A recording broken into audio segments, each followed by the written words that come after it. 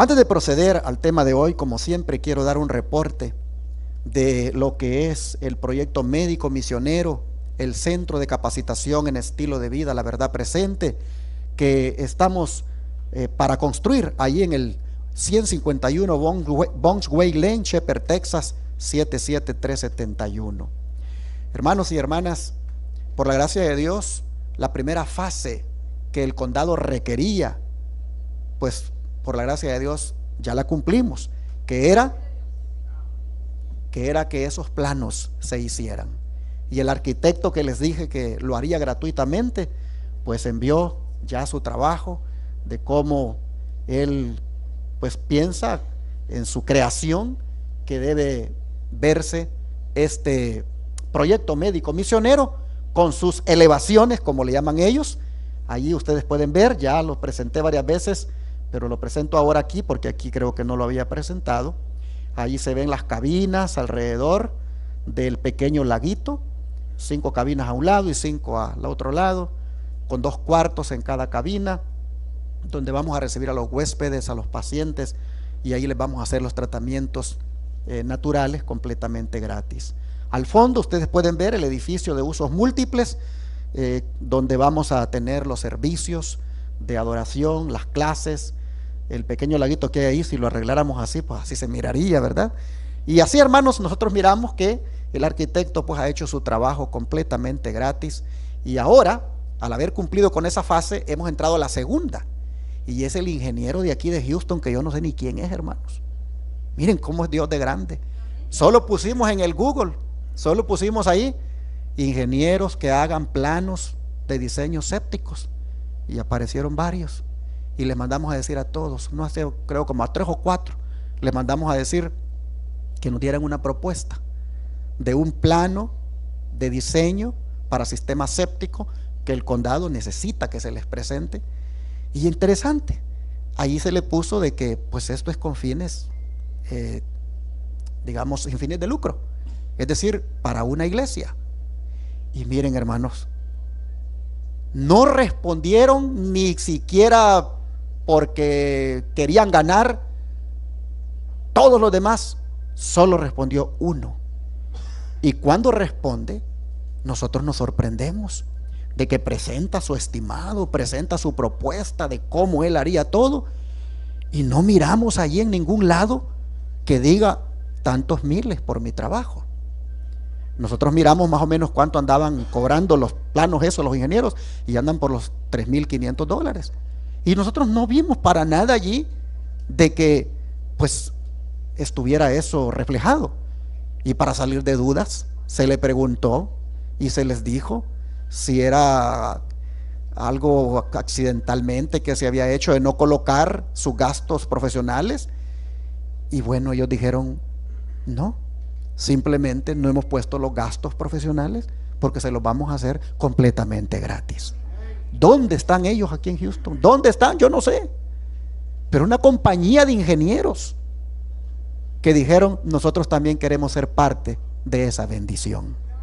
Y hermanos, yo quiero que oremos por esos ingenieros, porque ellos ahora ya está en las manos de ellos hacer la parte de ellos. Cuando tengamos ya el plano de diseño séptico por parte de este ingeniero, ahora entonces juntaremos eso con esto otro que acabo de presentar y lo presentaremos al condado con el respectivo digamos solicitud de permiso para construir, y esperamos en Dios de que pues todo salga bien por la gracia del Señor. Mientras tanto, pues aquí está siempre el llamado para apoyar este proyecto. Algunos yo sé que a veces no les gusta porque dice, el pastor ya está pidiendo. Es que no estoy pidiendo para mí, hermanos. Si pidiera para mí, vergüenza me daría estarles pidiendo, pero estoy pidiendo para hacer la obra de Dios. Jesús dijo, pidan y se os dará. ¿Cómo la gente me va a ayudar si yo no le pido? ¿Y cómo voy a hacer una cosa de esas tan grande con tantos miles de dólares si yo ni tengo para ponerlo? Así que no se enojen y mejor apoyen. Aquí están las formas, hermanos, de apoyar este ministerio. Aquí está, mire cómo usted puede enviar esos recursos. No voy a explicar uno por uno porque siempre lo he hecho. Solo le voy a dar el número de teléfono para que se comunique conmigo al 214-881-4029 o al WhatsApp más 1-214-881-4029 y mostrarle o darle en detalle todas esas formas. Puede enviar por correo, puede depositar en el banco, puede enviar por Cele, puede enviar por PayPal, puede enviar por RIA, por Western Union, puede llamar en el momento para darle su tarjeta de débito. Ahí están todas las formas. Le puede tomar una foto al código ese para que le pueda llevar a las otras maneras. Mientras tanto, mientras algunos apoyan económicamente, sigo haciendo el llamado para los que puedan a ir personalmente a donar de su tiempo para Dios, para que este proyecto se haga realidad. Son bienvenidos todos los que quieran ir a donar de su tiempo para Dios.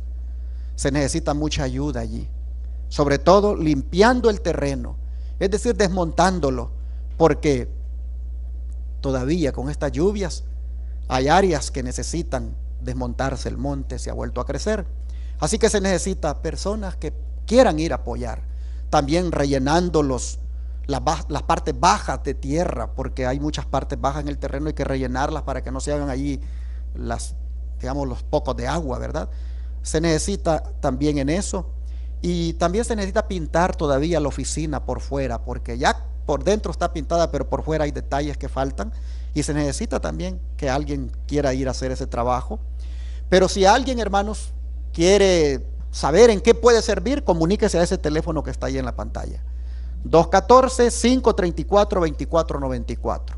El pastor Víctor Argueta, que está encargado de este proyecto, de la construcción, él les va a decir en qué pueden ayudar, qué pueden llevar para que puedan participar. Y esto, hermanos, no va a parar, porque esto que les mencioné apenas son cosas que se necesitan.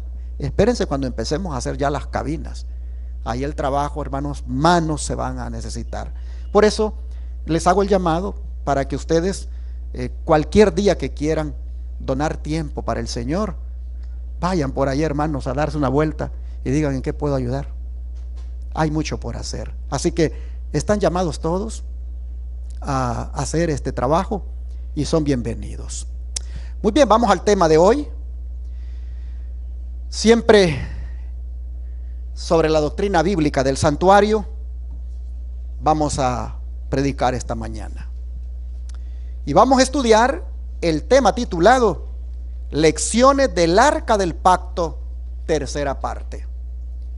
Porque la primera y la segunda las presenté hace algunos sábados en otras iglesias. El Arca del Pacto, hermanos, como muchos de ustedes saben, era, digámoslo así, el mueble más emblemático que había en el santuario. ¿Por qué era el más emblemático? Porque en él se manifestaba, ¿qué cosa? La presencia divina. Después que Dios ordenó que se construyera y que también se colocara en su interior los 10 mandamientos, la vara de Aarón y la vasija de maná, saben que esta arca llegó a convertirse en un escudo para los israelitas cuando ellos se encontraban en problemas o en dificultades en aquellas jornadas que hicieron desde el Sinaí hasta la tierra prometida. ¿Por qué se llegó a convertir el arca del pacto en un escudo para ellos? Porque, hermanos, Dios, que moraba en medio de los 2 querubines del arca, Dios iba adelante peleando en su favor. Vamos a mirar algunos episodios ahora en el itinerario de esta arca hacia la tierra prometida, para extraer algunas lecciones para nuestra vida espiritual. Vamos a abrir la Biblia en Números 10, versículo 33 al 36.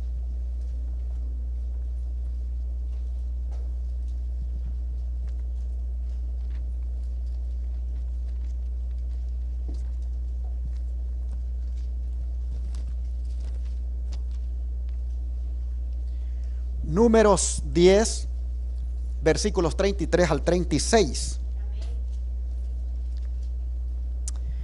Y la palabra dice: Así partieron del monte de Jehová camino de 3 días. Y el arca del pacto de Jehová fue delante de ellos camino de 3 días. buscándoles lugar de descanso. Y la nube de Jehová iba sobre ellos de día, desde que salieron del campamento.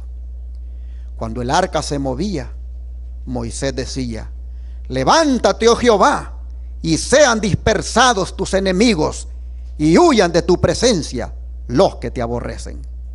Y cuando ella se detenía, decía: vuélvete, oh Jehová, a los millares de Israel.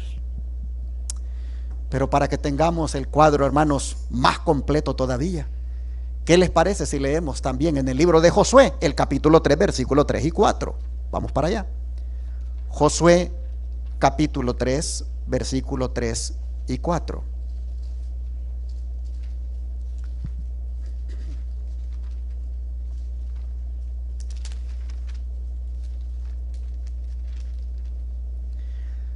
Josué capítulo 3, versos 3 y 4 dice: y mandaron al pueblo diciendo: cuando veáis el arca del pacto de Jehová vuestro Dios, y los levitas sacerdotes que la llevan, vosotros saldréis de vuestro lugar y marcharéis en pos de ella, a fin de que sepáis el camino por donde habéis de ir, por cuanto vosotros no habéis pasado antes de ahora por este camino, pero entre vosotros y ella haya distancia como de 2000 codos, no os acerquéis a ella. ¿Qué les parece, hermanos, estos pasajes que hemos leído? Nosotros vemos aquí la importancia, hermanos, de obedecer a Dios para llegar a la tierra prometida. Imagínense ustedes, si los israelitas querían contar con la presencia divina, lo primero que tenían que hacer era levantarse a la hora que fuera y seguir esa arca, pero también obedecer fielmente los preceptos del testimonio que el Señor había colocado en el interior de esa arca, como eran los 10 mandamientos. Había que seguir por fe, sí, pero también había que obedecer. Y en este tiempo, hermanos, ya para aplicar la lección, no es la excepción. Pues en nuestro viaje también hacia la tierra prometida, como es la Canaán celestial, los cristianos de la misma manera debemos seguir a Cristo por fe, pero al mismo tiempo obedecer sus mandamientos. ¿Cuántos lo creen? Hermanos, no nos olvidemos que mientras avancemos, no nos olvidemos que en esa etapa del arca llamada propiciatorio, allí, hermanos, estaba y está todavía simbolizada la misericordia, la paciencia, el perdón y la gracia de Dios que nos acompañan en este caminar hacia la tierra nueva, es decir, la Canaán celestial. En realidad, hermanos, el que el arca fuera delante del pueblo era un mensaje de Dios, tanto para Israel como para nosotros. Un mensaje que nos dice que mi carácter, porque la ley de Dios reflejaba ¿qué cosa? El carácter. Lo que el Señor estaba diciendo es que mi carácter, mi justicia y mi misericordia les guíen. Que los 10 mandamientos, mi norma de rectitud, les muestren cómo vivir, y que mi gracia les ayude a obedecerlos. Mientras sigan estos principios, estarán seguros. Ese era el mensaje que Dios quería dar al decirles: sigan el arca. Y ese es el mensaje que nos da a nosotros también. Ahora, ¿por qué? ¿Por qué en la medida en que hagamos esto es que nosotros vamos a estar seguros? Porque, hermanos, al igual que el pueblo de Israel, se le dice que ellos no conocen el camino por donde van a andar, de la misma manera nosotros, mis hermanos, no conocemos el camino por donde vamos a pasar en los próximos días, como tampoco lo habíamos conocido antes. ¿Quién de nosotros había conocido este camino por el que vamos anteriormente? Mis hermanos,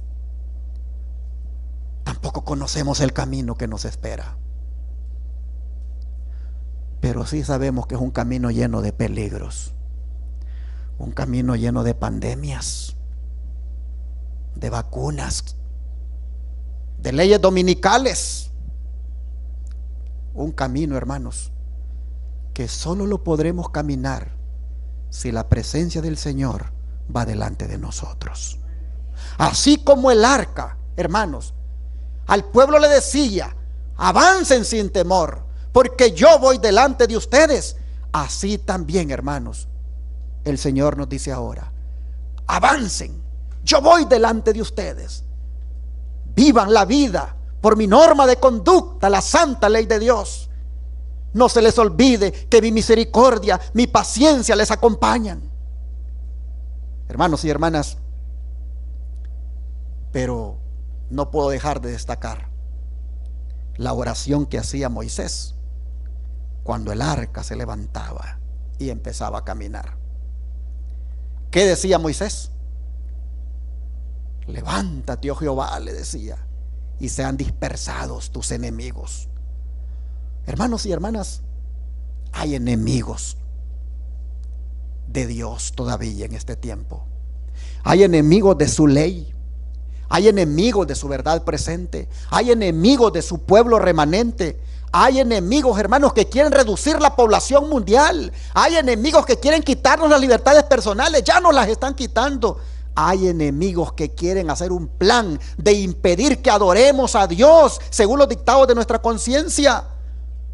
Por tal motivo, hermanos, hay que orar por esos enemigos para que el Señor les anule sus planes y se arrepientan y se conviertan a Cristo. Hay que orar, hermanos, por eso. Y no perdamos de vista quién va adelante. No perdamos de vista el arca del pacto y obedecer lo que hay en ella, para que así podamos seguir a donde quiera el Señor considere conveniente llevarnos. Solo la presencia de Dios nos va a dar seguridad en los días que vienen. Amén, hermanos. Solo la presencia de Dios. Pero noten, de acuerdo a lo que leímos, se debe reverenciar y respetar lo que hay en el arca, como es la ley de Dios. Pues eso es lo que estaba también implícito cuando les dijo: no se acerquen mucho a ella, mantengan una distancia. Oh, hermanos y hermanas, hay que respetar lo que hay en el arca, como son los 10 mandamientos. Miren, si Israel no hubiera estado dispuesto a respetar y obedecer los preceptos del decálogo que iban allá dentro del arca, hermanos, Israel nunca hubiera entrado a Canaán. Como tampoco nosotros entraríamos a la Canaán celestial si también no somos obedientes. Debemos ser obedientes por la gracia del Señor siempre a sus santos mandamientos. Oh, hermanos, debemos mantenernos orando para que el Señor, hermanos, nos mantenga siempre fieles y sin quitar la mirada de Él. El don profético, hablando de los enemigos que nos esperan, dice lo siguiente, porque recuerden, estoy hablando de que Moisés oraba porque los enemigos que iban a aparecer fueran dispersados mientras el arca avanzaba. La sierva del Señor, hablando de los enemigos, dice: pero la iglesia debe pelear contra enemigos visibles e invisibles, y peleará. Agentes de Satanás en forma humana están en el terreno. Los hombres se han confederado para oponerse al Señor de los ejércitos. Estas confederaciones continuarán hasta que Cristo deje su lugar de intercesión ante el propiciatorio y se vista la vestidura de venganza. Los agentes satánicos están en toda ciudad, organizando febrilmente en partidos a los que se oponen a la ley de Dios. Sí, los organiza en partidos de derecha y los organiza en partidos de izquierda. Dice, los que profesan ser santos y los que son francamente incrédulos se deciden por dichos partidos. Para los hijos de Dios no es el momento de ser débiles. Ni por un instante podemos dejar de estar en guardia. Las instrucciones que dio el Salvador a sus discípulos estaban destinadas a beneficiar a sus seguidores de toda época, cuando dijo, mirad por vosotros. Cuando él dijo eso, tenía en vista a los que vivirían cerca del fin del tiempo. A cada uno le toca apreciar por su cuenta en su corazón las gracias preciosas del Espíritu Santo. La gran crisis está por sobrecogernos. Para hacer frente a sus pruebas y tentaciones, para cumplir sus deberes, se necesitará una fe perseverante. Pero podemos triunfar gloriosamente. Nadie que vele y ore y crea será entrampado por el enemigo. Consejos para la Iglesia, página 621 a la 622. Así que, mis hermanos, como Moisés, mantengámonos orando. Yo recibo llamadas en la semana y me dicen, pastor, ¿qué le hacemos con esta vacuna? Aquí en mi país ya la quieren poner por obligación. ¿Qué le hacemos? Y yo les digo, pues aquí también ya quieren ir de puerta en puerta poniéndola. Este asunto se va a poner difícil. ¿Pero qué hacemos, pastor? Yo les digo, yo no puedo hacer conciencia de ustedes. Pero sí les digo, pidan al Señor que les dé la convicción de lo que deben hacer. Una hermana me dijo, ¿y cuál es el argumento que yo puedo usar para ponérmela o no ponérmela? Y yo le dije, el mismo argumento que usted usa para no ingerir una Coca-Cola, para no ingerir azúcar, para no ingerir carne, para no ingerir todos aquellos alimentos nocivos. ¿Cómo así?, me dijo. ¿Por qué razón usted no ingiere esas cosas? Porque usted quiere tener su cuerpo limpio, no lo quiere contaminar. Bueno, por esa misma razón que usted no ingiere eso, usted entonces no debe ponerse la vacuna, por los elementos de los cuales está compuesta. Pero si usted solo quiere, ay, no me quiero poner la vacuna, y sigue ingiriendo azúcar, sigue tomando Coca-Cola, sigue comiendo carne, entonces póngase la vacuna mejor. Pues tiene todo contaminado el cuerpo. Hermanos y hermanas, uno tiene que ser coherente y no solo enfocarse en una vacuna. Si queremos conservar el cuerpo, templo y morada del Espíritu Santo completamente limpio, abstengámonos de vacunas y de todo lo que es nocivo, hermanos. Bueno, me salió un poco del tema porque, ¿verdad? Los enemigos están allí y están buscándonos de todas maneras para meternos a como dé lugar lo que ellos han inventado. Solo Dios nos podrá ayudar. Solo Dios, hermanos, nos podrá sostener. Y solo Dios nos va a poner en nuestro corazón, cuando sea por obligación, lo que debemos hacer. Solo les digo una cosa: que avancemos rumbo a la Canaán celestial, no quitando para nada la mirada de la presencia divina, como también obedeciéndole sus santos mandamientos, tal como al pueblo de Israel se le enseñó cuando iba rumbo a la tierra prometida. Pero todavía hay más lecciones para extraer del arca, como la que se encuentra cuando fue asentada en el fondo del río Jordán. ¿Qué les parece si leemos eso en Josué 3, versículo 11 al 17? Josué 3, verso 11 al 17. Dice: he aquí el arca del pacto del Señor de toda la tierra pasará delante de vosotros en medio del Jordán. Estoy leyendo el 11, sigo al 12. Tomad pues ahora 12 hombres de las tribus de Israel, uno de cada tribu. Y cuando las plantas de los pies de los sacerdotes que llevan el arca de Jehová, Señor de toda la tierra, se asienten en las aguas del Jordán se dividirán, porque las aguas que vienen de arriba se detendrán en un montón. Y aconteció cuando partió el pueblo de sus tiendas para pasar el Jordán, con los sacerdotes delante del pueblo llevando el arca del pacto, cuando los que llevaban el arca entraron en el Jordán, y los pies de los sacerdotes que llevaban el arca fueron mojados a la orilla del agua, porque el Jordán suele desbordarse por todas sus orillas todo el tiempo de la siega, las aguas que venían de arriba se detuvieron como en un montón bien lejos de la ciudad de Adán, que está al lado de Zeretán, y las que descendían al mar de Arabá, al mar salado, se acabaron y fueron divididas, y el pueblo pasó en dirección de Jericó. Mas los sacerdotes que llevaban el arca del pacto de Jehová estuvieron en seco, firmes en medio del Jordán, hasta que todo el pueblo hubo acabado de pasar el Jordán, y todo Israel pasó en seco. No cabe duda, hermanos, que el arca, símbolo de la presencia del Señor de toda la tierra, nos da una lección de fe en este relato.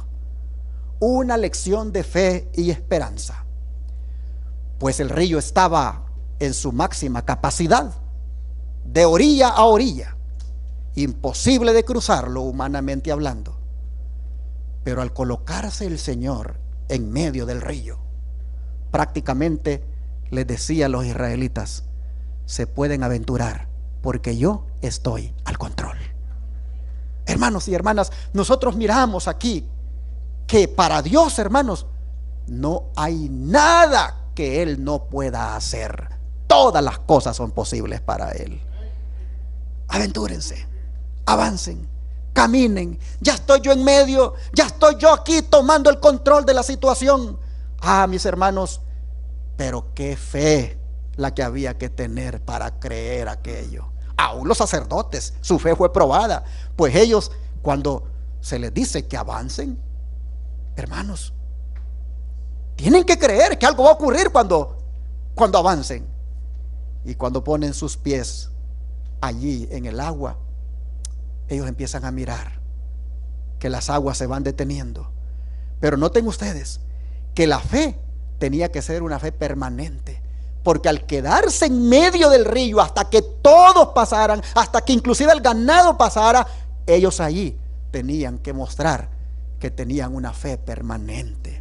Aparte de que con su acto de estar allí parados durante todo ese tiempo, animaban al pueblo a que tuviera fe, a que no se desanimara, a que avanzaran, que ellos finalmente pasarían.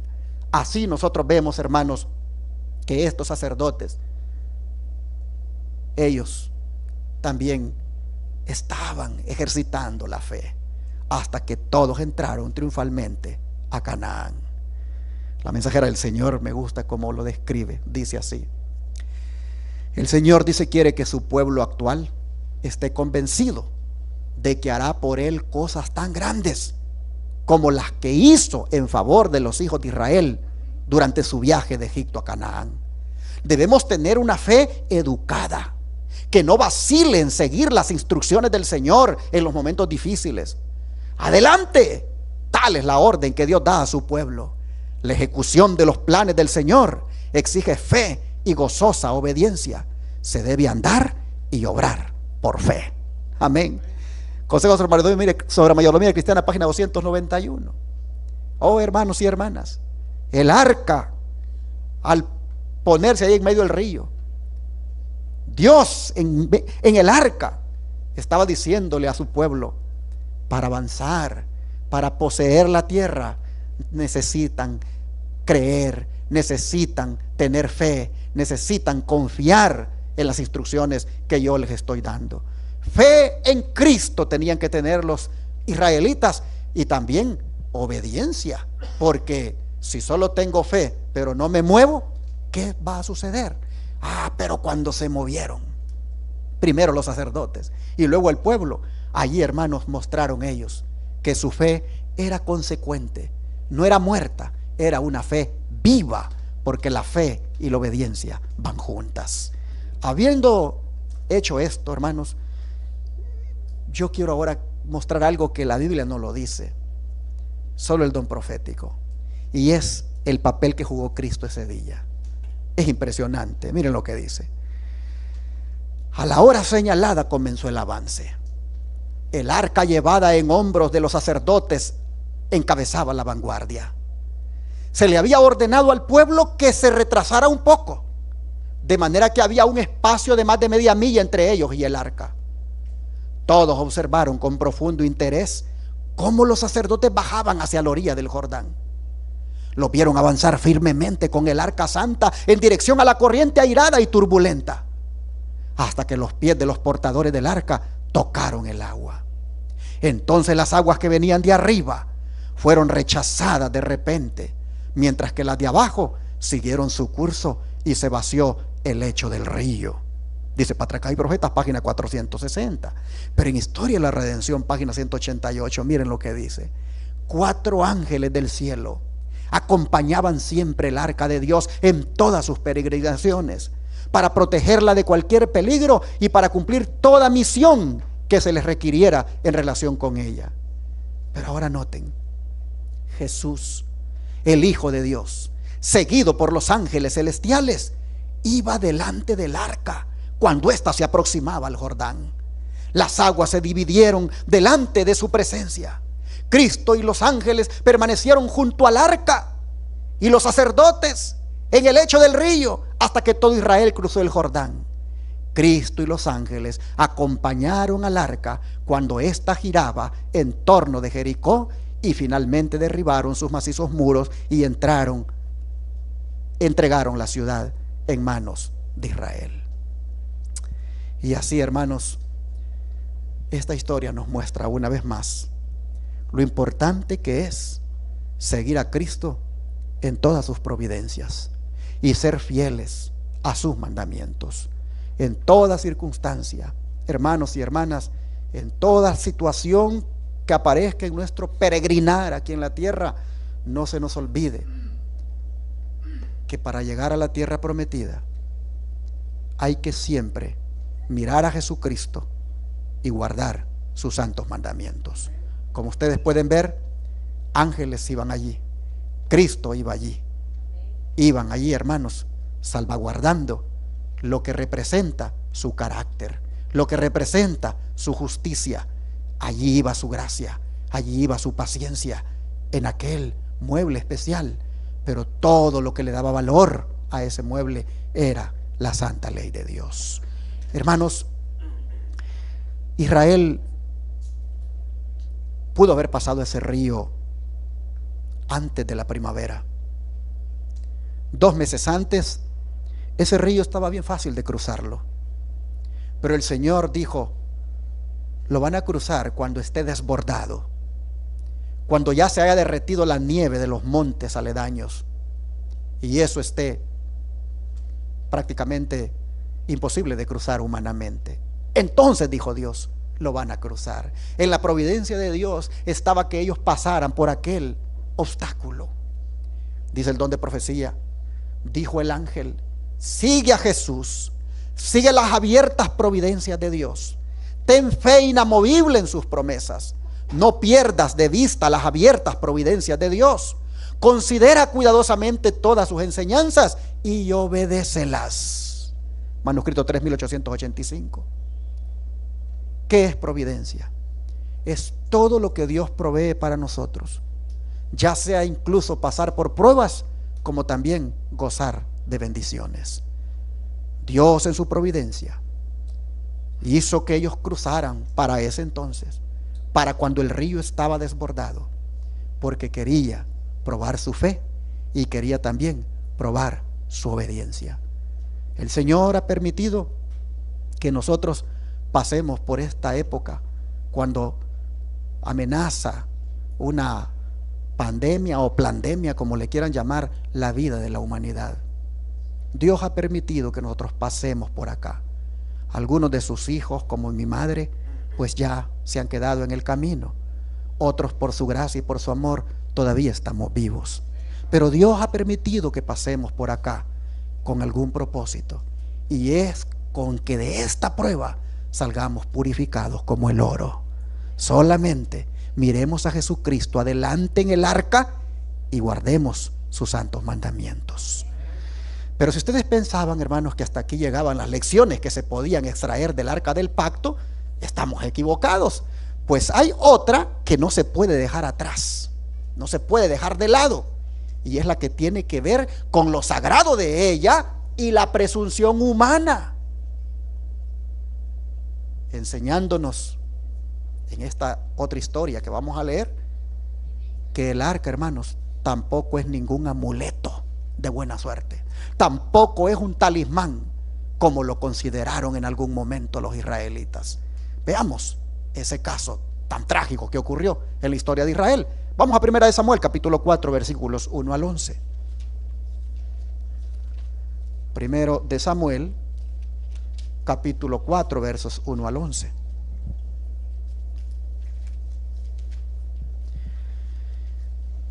Y aquí la escritura dice: y Samuel habló a todo Israel. Antes de continuar, hermanos, quiero que sepan algo. Estoy en 1 Samuel capítulo 4 verso 1 en adelante, del 1 hasta el 11, pero quiero llamar su atención a esta primera línea. Dice: y Samuel habló a todo Israel. Quiero decirles que la traducción de la Biblia es la que hizo que se dividiera en capítulos y versículos, pero cuando se tradujo, algunas palabras se pusieron en algunos lugares que no correspondían, porque en el original la primera línea, y Samuel habló a todo Israel, realmente corresponde al último versículo del capítulo 3. Si nosotros entendiéramos tal como está, de que aquí corresponde, diríamos que Samuel propició esto que va a venir, y Samuel no lo propició, de manera que estas palabras corresponden al capítulo anterior. Veamos entonces, para entender, para tenerle sentido al relato, qué es lo que Israel hace.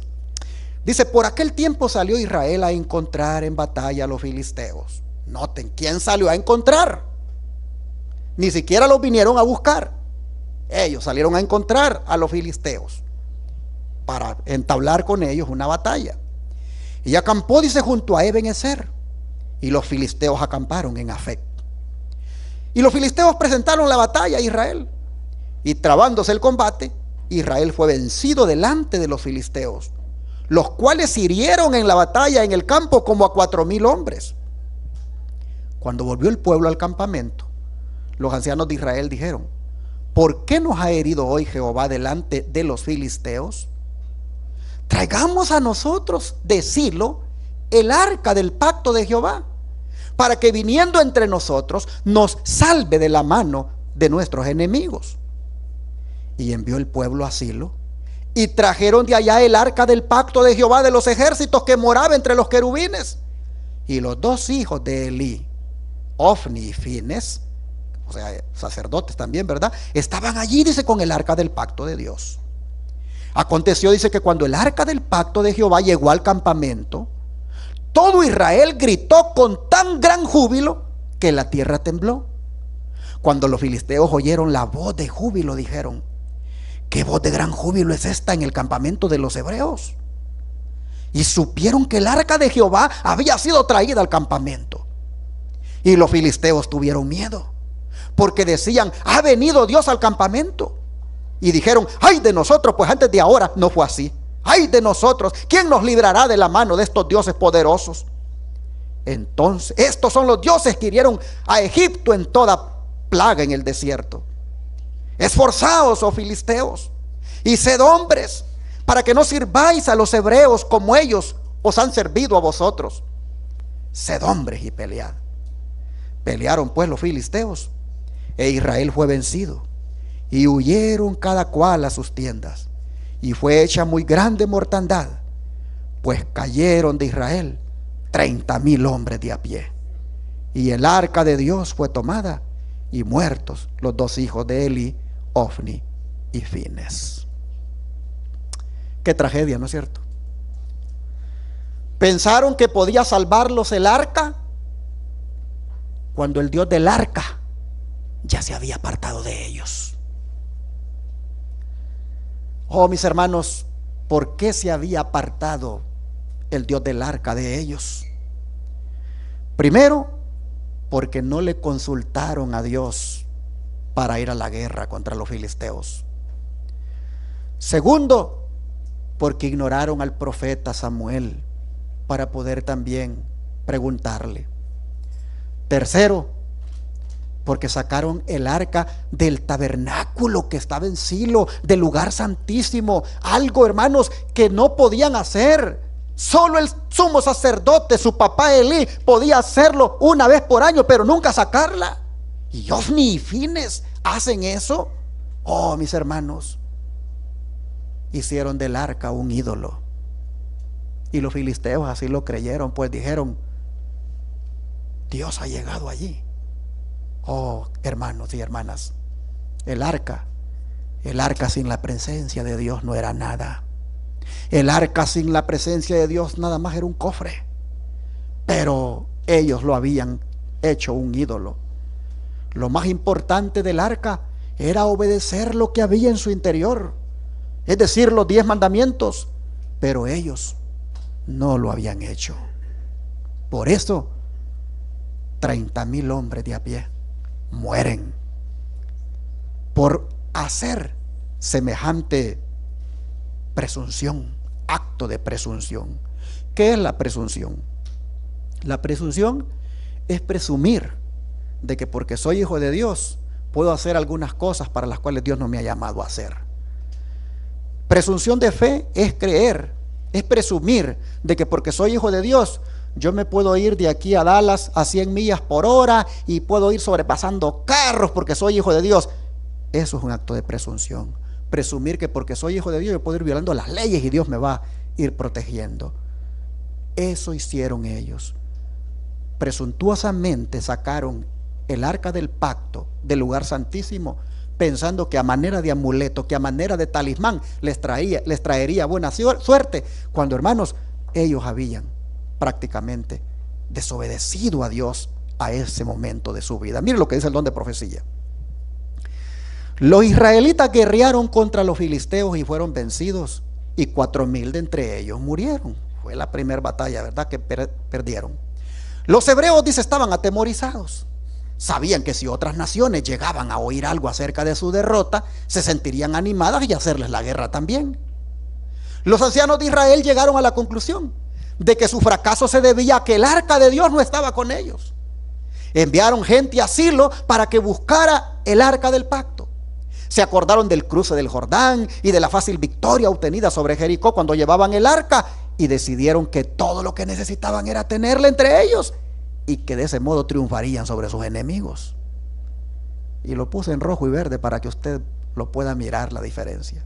No se dieron cuenta de que su fortaleza dependía de su obediencia a la ley que estaba dentro del arca, que era una manifestación de Dios mismo. Los indignos sacerdotes, es a saber, Ofni y Fines, estaban junto al arca sagrada violando de ese modo la ley de Dios. Los filisteos creían que esta arca era el Dios de los israelitas. No sabían que el Dios viviente, creador de los cielos y la tierra, y que dio su ley en el Sinaí, enviaba prosperidad y adversidad de acuerdo con la obediencia o la transgresión a su santa ley que estaba dentro del arca sagrada. Historia de la Redención, página 190 a la 191. Pero interesante lo que se dice de Ofni y Fines, que actuaron, dice, de una manera en la cual violaron la ley de Dios. Hermanos y hermanas, ¿cómo es que estos hombres violaban la ley de Dios? ¿Qué les parece si leemos 1 Samuel 2:12 para que tengamos una idea? 1 Samuel 2:12. Los hijos de Eli eran hombres impíos y no tenían conocimiento de Jehová. Noten ustedes, eran hombres impíos y no tenían conocimiento de Jehová. Pero hay un texto, 1 Samuel 2:22. Pero Elí era muy viejo y oía de todo lo que sus hijos hacían con todo Israel, y cómo dormían con las mujeres que velaban a la puerta del tabernáculo de reunión. ¿Qué les parece? Los sacerdotes abusaban sexualmente de las mujeres que llegaban al santuario. En pleno santuario violaban así la ley de Dios. Y aún más, le robaban a Dios en lo tocante a los sacrificios que la gente llegaba a ofrecer allí, como eran los animalitos. También le robaban a la gente.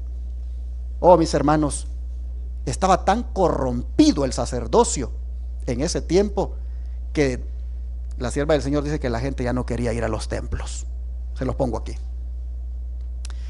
Estos sacerdotes infieles, dice, violaban también la ley de Dios y deshonraban su santo cargo por sus prácticas viles y degradantes, pero continuaban contaminando con su presencia el tabernáculo de Dios. Mucha gente llena de indignación por la conducta corrompida de Ofni y Fines dejó de subir al lugar indicado para el culto. Así el servicio que Dios había ordenado fue menospreciado y descuidado, porque estaba asociado con los pecados de hombres impíos, mientras que aquellos cuyos corazones se inclinaban hacia el mal se envalentonaron en el pecado. Patriarcas y Profetas, página 563. ¿Qué pasó con los hermanos de la iglesia en ese tiempo, hermanos? Dejaron de asistir a los cultos, dejaron de asistir al lugar indicado para el culto, debido a la corrupción generalizada que había con el sacerdocio allí en el lugar de culto. ¿No pasa ahora lo mismo, hermanos? ¿Por qué hay tanta gente que ha dejado de ir a las iglesias? ¿Por qué hay tanta gente que ha dejado de ir incluso a los templos del Israel moderno? Por las cosas que están pasando allí y que el sacerdocio de hoy las permite. Hermanos y hermanas, cuán importante es que todo líder, llámese pastor o anciano, pueda entender esto, que se afloja las normas en la iglesia. Y en la iglesia, hermanos, es una de libertinaje. Gente va a decidir mejor ya no seguirse congregando y buscarán otros lugares. Cuando pasan esas mujercitas al frente de la plataforma con esos pedacitos de falda y se sientan y están enseñando las piernas, eso, hermanos, es algo obsceno y horrible delante de la presencia de Dios.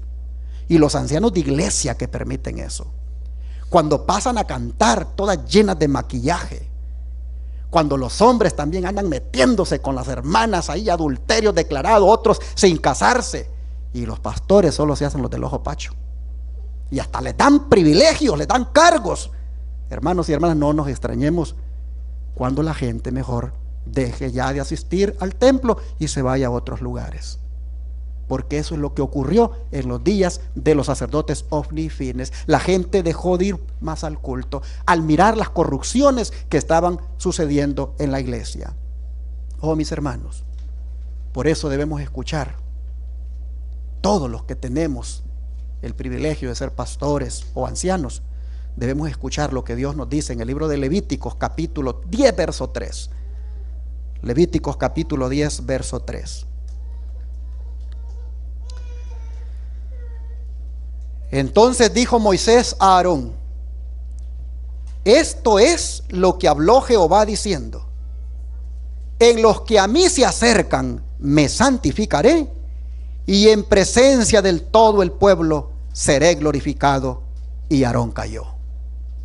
El contexto, hermanos, de estas palabras fue en el contexto de la muerte de los sacerdotes Nadab y Abiú por parte de Dios, al ofrecerle estos fuego extraño. Dios dice que en los que a Él se acercan se va a santificar. Y está hablando aquí de los líderes. La lección, hermanos, que nos deja esta otra historia de lo que pasó con el arca, hermanos, es que la presunción es pecado. Como dije, presumir que Dios va a aprobar lo que hago solo porque soy su hijo, cuando no me corresponde hacer incluso aquello No era Elí, perdón, no era Ofni y Fines los sumos sacerdotes, era su papá Elí. Pero que se metieran al lugar santísimo y sacaran el arca, eso les trajo la muerte. Hermanos, bien podemos ponerle atención a lo que nos dice el sabio en Proverbios 28:9. ¿Qué les parece si lo leemos? Porque aquí está lo que realmente pasó con Israel. Proverbios 28:9.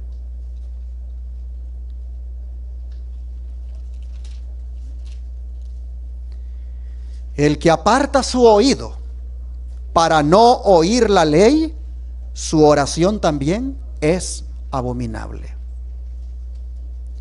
¿Qué quiere decir para no oír la ley? Para no obedecerla. El que aparta su oído para no obedecer la ley, su oración también es abominable. Hermanos y hermanas, muy sacerdotes eran Ofni y Fines, pero desde el momento en que apartaron su oído para no oír la ley, para no obedecerla, hermanos, todo lo que hacían ahí en el santuario era abominable delante de Dios. Noten ustedes que el hecho de que el que aparta su oído de la santa ley de Dios también desea orar, sugiere que no es una persona descuidada e irreligiosa, porque dice: el que aparta su oído para no oír la ley, también su oración es abominable. En otras palabras, Dios le está hablando aquí a todos los cristianos que oran en domingo, que oran en sábado, que oran en lunes, que oran en cualquier día de la semana. A todos los que oran, Dios le está hablando aquí a gente religiosa.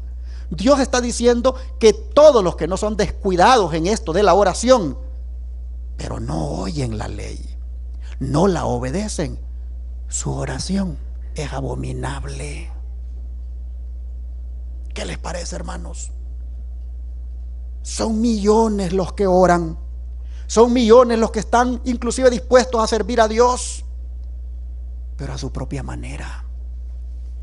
Oh, hermanos, son millones los que han aceptado solo una parte nada más de la santa ley de Dios, y sin embargo se deleitan en la oración.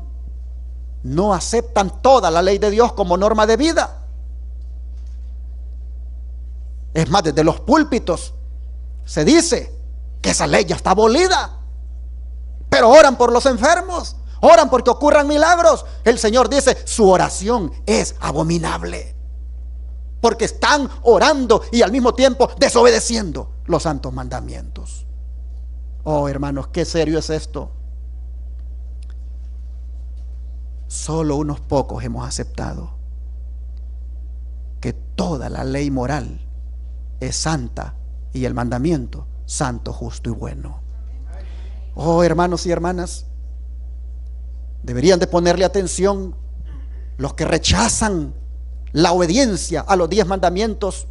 Deberían de ponerle atención al texto que acabamos de leer de Proverbios 28:9, para no ser encontrados como practicantes solamente de una fe nominal, tal como los israelitas lo eran en esos días cuando sacaron el arca para llevarla a la batalla. Tenían una fe nominal, pero violando la santa ley de Dios. El don de profecía, hablando de esa fe nominal, dice que estos israelitas no habían comprendido que su fe era tan solo una fe nominal, y que habían perdido su poder de prevalecer con Dios. La ley de Dios contenida en el arca era también un símbolo de su presencia, pero ellos habían escarnecido los mandamientos, habían despreciado sus exigencias y agraviado al Espíritu de Dios al punto de hacerle alejarse de entre ellos. Mientras el pueblo obedeció los santos preceptos, el Señor estuvo con él para obrar en su beneficio mediante su infinito poder. Pero cuando miró al arca, el pueblo, ¿verdad?, sin asociarla con Dios, ni honró su voluntad revelada obedeciendo a su ley, no le fue de más ayuda que un cofre cualquiera. Oh, dijeron los filisteos: el arca llegó, Dios ha llegado. No, simplemente un cofre había llegado. Dios ya no estaba. Dice, consideraba el arca como las naciones idólatras consideraban a sus dioses, como si ella poseyera en sí misma los elementos de poder y salvación. Israel transgredía la ley que ella contenía, pues su misma adoración del arca lo llevó al formalismo, a la hipocresía y a la idolatría. Su pecado lo había separado de Dios y él no podía darle la victoria antes de que se arrepintiera y abandonara su iniquidad. No bastaba que el arca y el santuario estuvieran en medio de Israel. No bastaba que los sacerdotes ofrecieran sacrificios y que los del pueblo se llamaran los hijos de Dios. El Señor no escucha las peticiones de quienes albergan iniquidad en el corazón. Está escrito, la oración le es abominable al que aparta su oído para no escuchar la ley. Patriarcas y Profetas 572 a la 573. Y no solamente, hermanos, es abominable la oración del que ora y no quiere respetar los mandamientos, sino que también dice la Biblia, es un mentiroso. Vamos a leerlo, porque aquí no es que este predicador se invente las cosas. Vamos a 1 Juan capítulo 2, versículos 3 y 4. 1 Juan capítulo 2, versículos 3 y 4.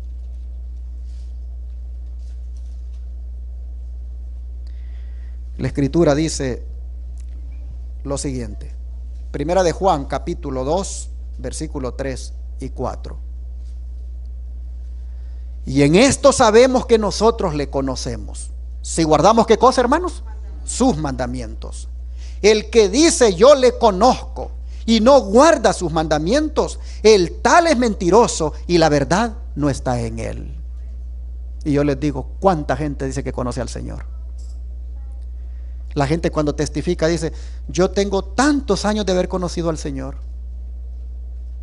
Yo desde que conocí al Señor, dice la gente, y comienza su testimonio. Pero no han leído lo que dice aquí. Que el que dice que lo conoce, pero no guarda sus mandamientos, es un mentiroso. Y que la verdad no está en él. Y si no tiene la verdad, por lo tanto lo que tiene es la mentira. Oh, si la gente pudiera leer esto y lo razonara, mirarían que el mundo está lleno de mentirosos, cristianos mentirosos por todas las partes en tantas iglesias.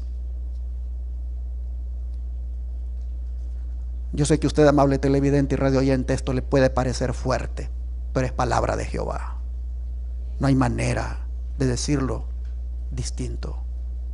El que dice que le conoce y no guarda sus mandamientos es mentiroso. La verdad no está en él. Los que dicen que le conocen son aquellos que guardan sus mandamientos.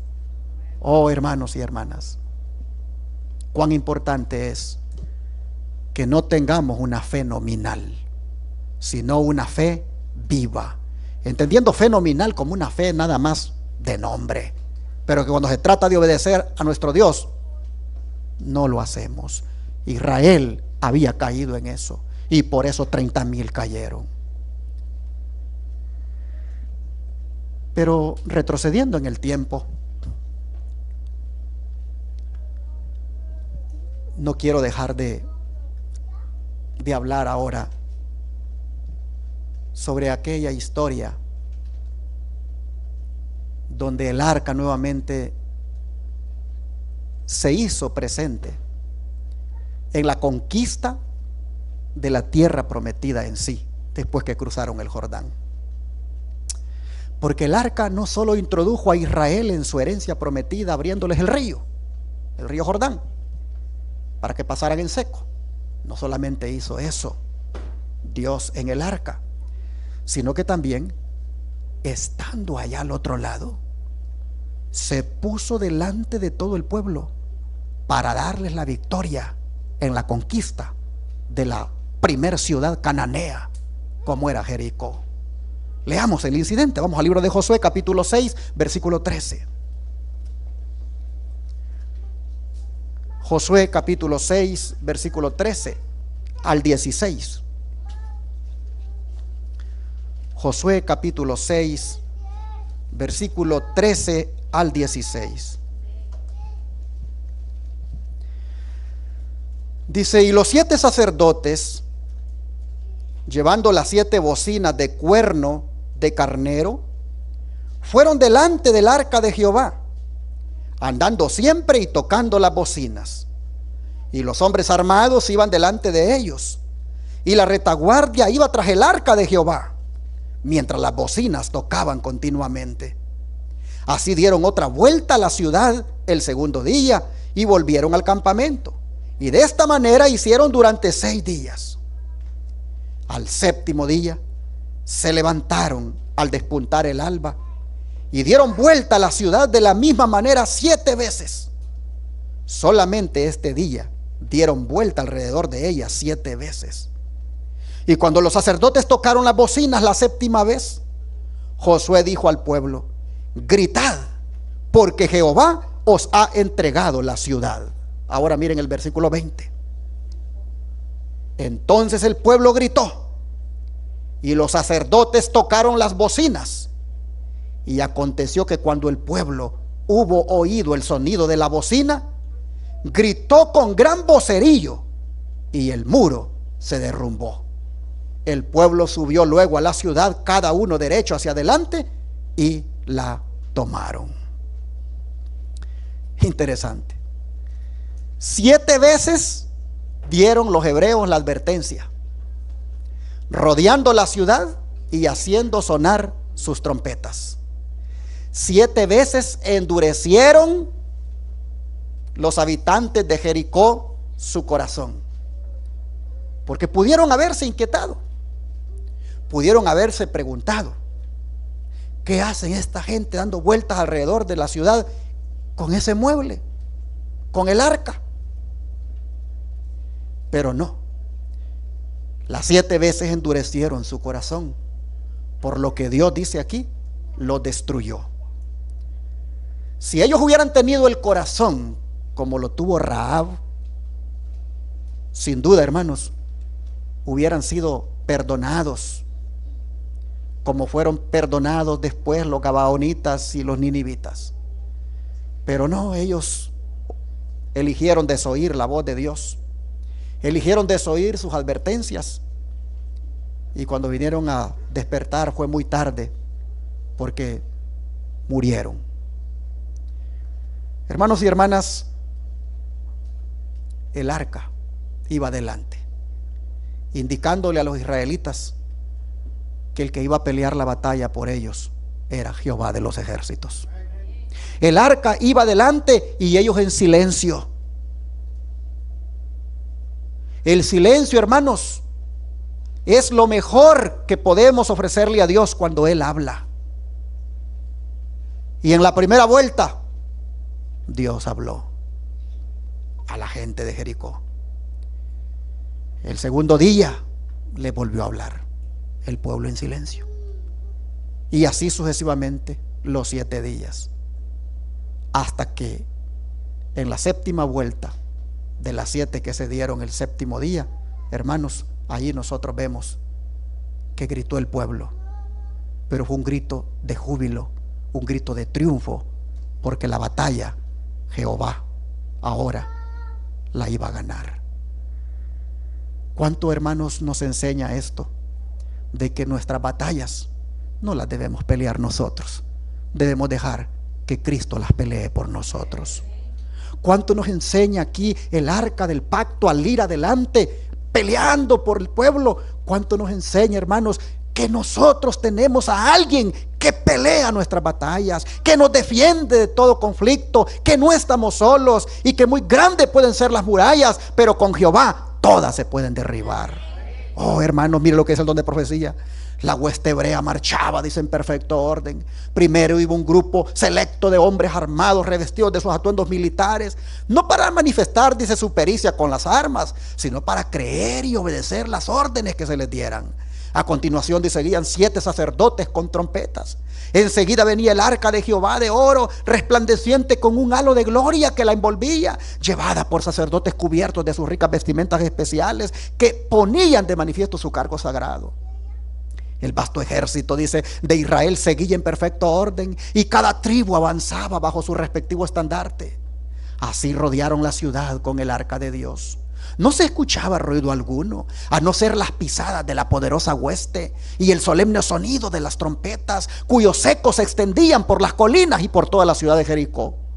Con asombro y alarma, los vigías de la ciudad condenada observaban cada movimiento y lo comunicaban a los que ejercían autoridad. No podían decir qué significaba todo ese espectáculo. Algunos se burlaban de la idea de que la ciudad pudiera ser tomada de esa manera, pero otros estaban despavoridos al contemplar el esplendor del arca y el aspecto solemne y digno de los sacerdotes y del ejército de Israel que lo seguía con Josué al frente. Recordaban que 40 años antes el Mar Rojo se había partido en dos ante ellos y que hacía poco se había abierto un camino para que pudieran cruzar el Jordán. Estaban demasiado aterrorizados para hacer bromas. Se esmeraban en mantener cerradas las puertas de la ciudad y en poner a poderosos guerreros para que la guardaran. Durante 6 días los ejércitos de Israel dieron vueltas en torno de la ciudad. En el 7º día la rodearon 7 veces. A la gente se le ordenó, como siempre, que guardara silencio. Solamente debía oírse el sonido de las trompetas. El pueblo debía estar atento, y cuando los trompetistas emitieran un sonido más prolongado, debían clamar a gran voz, porque Dios les había entregado la ciudad. Al 7º día se levantaron al despuntar el alba y dieron vuelta a la ciudad de la misma manera 7 veces. Solamente ese día dieron vuelta alrededor de ella 7 veces. Y cuando los sacerdotes tocaron las bocinas la 7ª vez, Josué dijo al pueblo: gritad, porque Jehová os ha entregado la ciudad. Entonces el pueblo gritó y los sacerdotes tocaron las bocinas. Y aconteció que cuando el pueblo hubo oído el sonido de la bocina, gritó con gran vocerío y el muro se derrumbó. El pueblo subió luego a la ciudad, cada uno derecho hacia adelante, y la tomaron. Así lo relata, hermanos, el libro La Historia de la Redención, páginas 183 a la 184. ¿No les parece a ustedes que fue grande la gloria de Jehová ese día? Oh, hermanos y hermanas, así es el Señor cuando se pone delante de su pueblo. De manera, hermanos, que miren lo que va a venir: pandemias, más todavía, vacunas, leyes dominicales, nuevo orden mundial y todas esas cosas que lo asustan a uno. Hermanos y hermanas, mientras no quitemos la mirada del Señor y desobediencia a sus santos mandamientos, esas cosas no nos tienen que preocupar, porque Jehová verá cómo va a pelear por nosotros, hermanos. Tengámoslo claro. Mire lo que sigue diciendo el don de profecía. Dios le quería demostrar a los israelitas que no podían atribuirse la conquista de Canaán. El capitán de las huestes de Jehová venció a Jericó. Él y sus ángeles estaban implicados en esa victoria. Cristo ordenó a los ejércitos del cielo que derribaran los muros de Jericó y prepararan así una entrada para Josué y los ejércitos de Israel. Dios, mediante este maravilloso milagro, no solamente fortaleció la fe de su pueblo en su capacidad de subyugar a sus enemigos, sino que los reprendió por su anterior incredulidad. Historia de la Redención, página 185.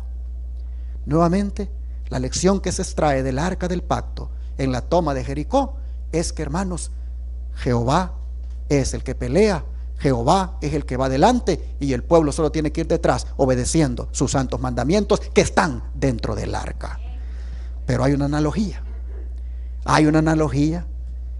de lo que pasó en Jericó con lo que Dios haría con otro imperio opresor en la historia, es decir, el imperio romano.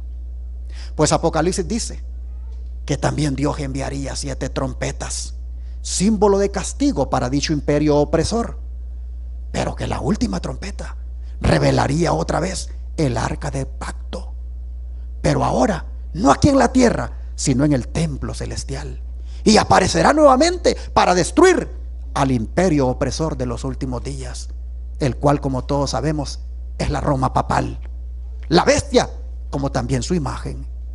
El momento cuando aparezca esta arca en la 7ª trompeta es descrito en Apocalipsis 11. Vamos para allá.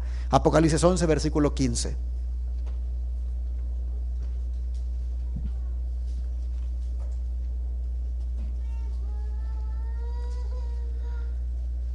Apocalipsis capítulo 11, versículo 15 y luego 18 al 19 nos dice: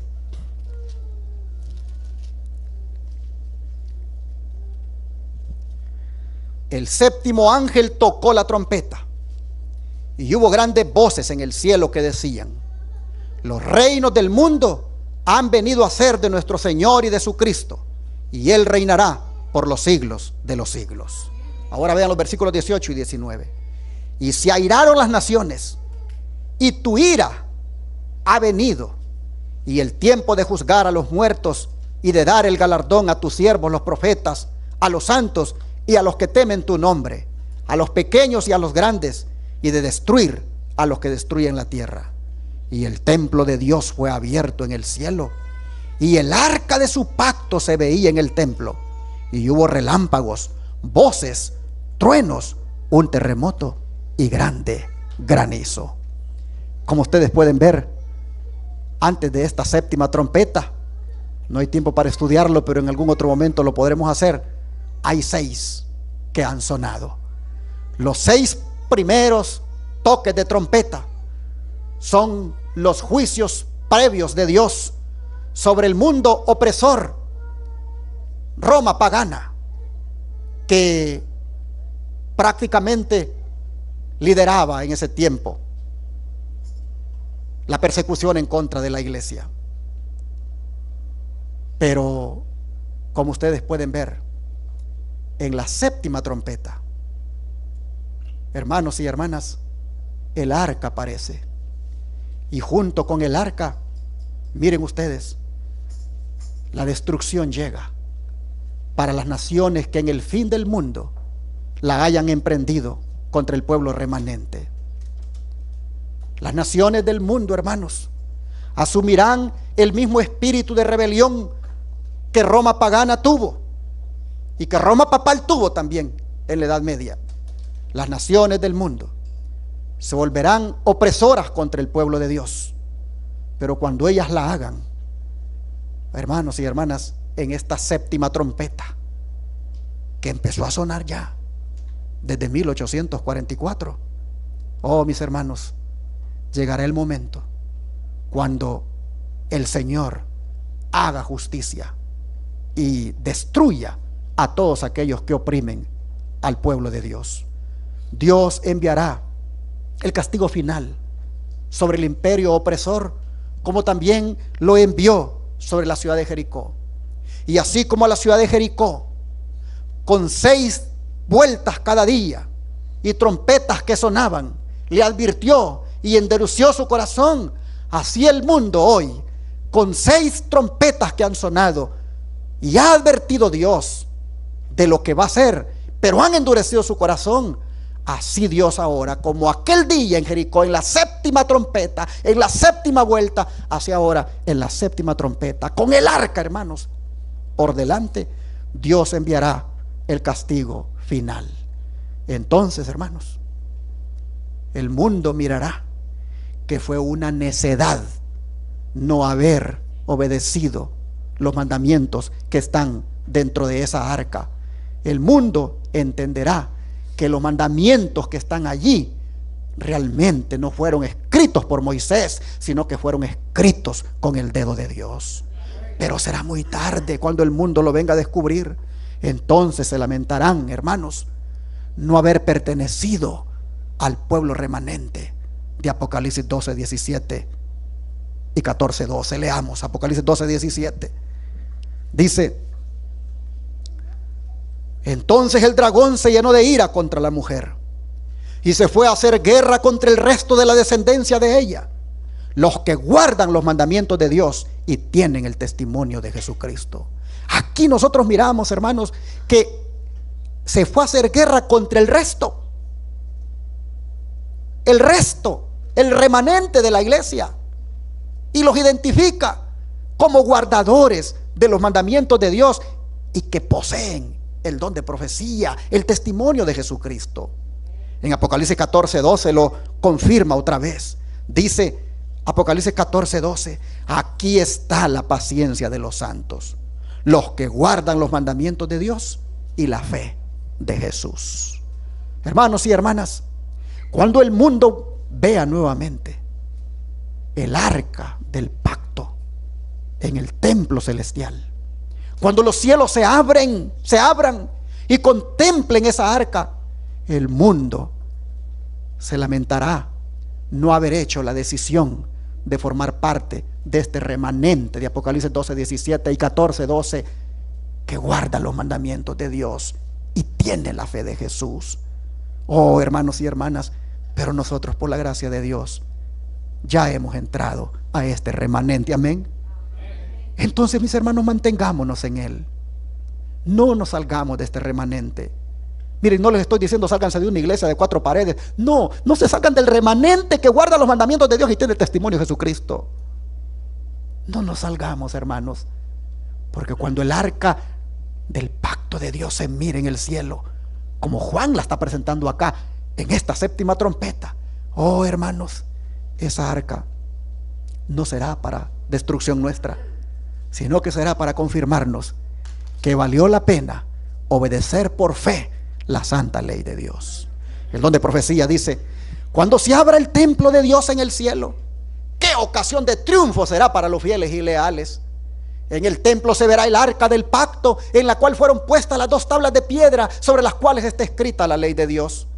Esas tablas de piedra serán sacadas de su escondedero, y en ellas se verán los 10 mandamientos esculpidos por el dedo de Dios.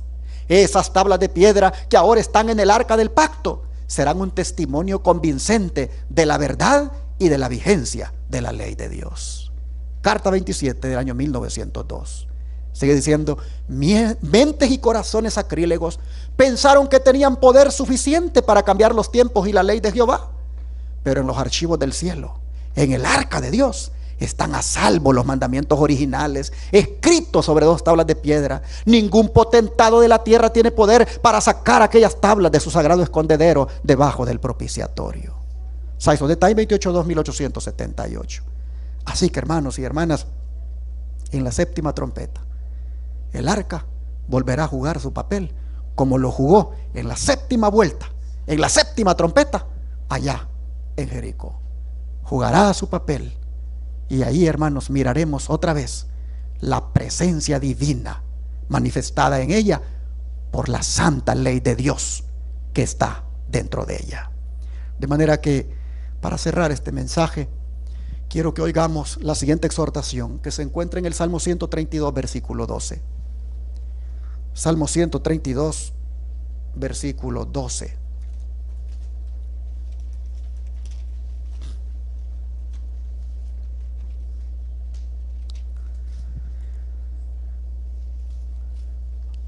Si tus hijos guardaren mi pacto y mi testimonio que yo les enseñaré, sus hijos también se sentarán sobre tu trono para siempre.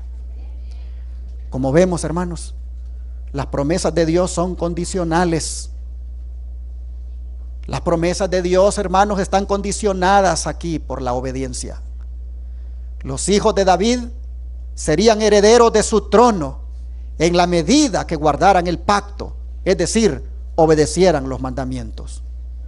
Y en ese sentido, Jesús, el hijo de David, según la carne, nos dice a todos lo siguiente en el Evangelio de Juan, capítulo 14, versículo 15 y 16. Versículo 12. Evangelio de Juan, capítulo 14, versículo 15 y 16. Vean lo que Jesús, el hijo de David según la carne, cumpliendo la profecía que se le hiciera a aquel siervo en la medida que fueran fieles al testimonio, nos dice a todos hoy esto. Juan 14, versículo 15 y 16. Si me amáis, ¿qué cosa? Guardad mis mandamientos. Y yo rogaré al Padre, y os dará otro consolador, para que esté con vosotros para siempre. ¿Quiénes son los únicos que reciben el Espíritu Santo según estos versículos? ¿Quiénes son los únicos? Los que guardan los mandamientos. Si me amáis, guardad mis mandamientos, y yo rogaré al Padre, y os dará otro consolador. El Espíritu Santo solo es dado a los que guardan los mandamientos según estas palabras. De manera que, hermanos, vean lo que dice el verso 21 aquí mismo. El que tiene mis mandamientos, dice Cristo, y los guarda, ese es el que me ama. Y el que me ama será amado por mi Padre, y yo le amaré y me manifestaré a él. Qué hermoso esto, hermanos. Los que amamos a Jesús se lo demostramos guardando ¿qué cosa? Sus mandamientos. Toda la verdadera obediencia, hermanos, proviene del corazón.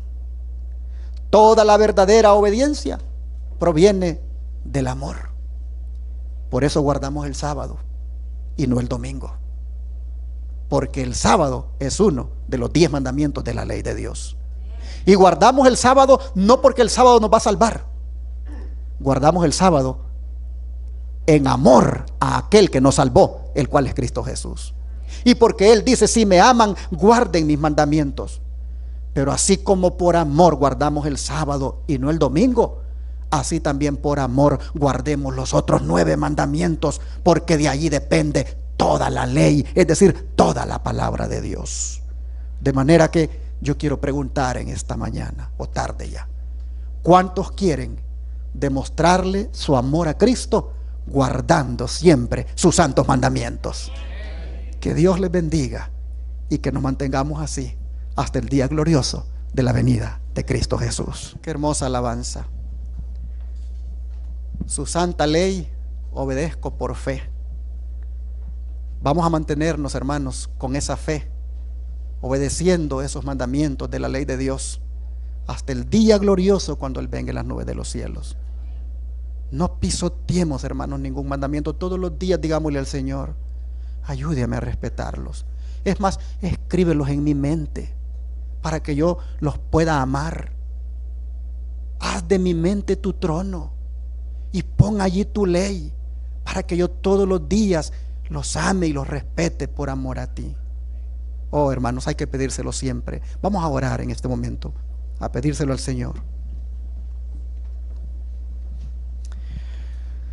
Amante Dios y Padre, al habernos mostrado hoy las diferentes lecciones que debemos aprender del arca del pacto y de lo que había en ella, como era tu presencia a través de tu santa ley, oh Señor, al haber nosotros mirado los diferentes episodios y viendo, Señor, cuán importante es que nosotros te sigamos a ti, cuando tú ya has dicho: voy delante de ustedes. Pero cuán importante es, Padre, que nosotros vayamos obedeciéndote todos y cada uno de tus mandamientos. Habiendo visto, Padre, lo precioso y gran lección que tú quisiste dar con esto, nosotros te pedimos, Señor, por favor, que nos ayudes a amarte tanto que no violemos ninguno. Padre, la gente dice, y el diablo le encanta oír eso: nadie puede guardar la ley. Sí, porque nadie te ama lo suficiente, Señor, para hacerlo. Pero aquí estamos, Padre, pidiéndote que nos des amor, amor profundo, amor abundante por ti, para que nosotros le demos por la cara al enemigo y le digamos que sí, los que te amamos guardamos tus mandamientos. Ayúdanos como pueblo, ayúdanos a mantenernos caminando hacia la tierra prometida, obedeciendo estas instrucciones, obedeciendo esas ordenanzas, siguiéndolas al pie de la letra. Y así, Señor, entrar con seguridad en medio de tribulaciones o pruebas. Gracias por hablarnos hoy y enseñarnos esta verdad. Lo agradecemos en el nombre de Jesús. Amén.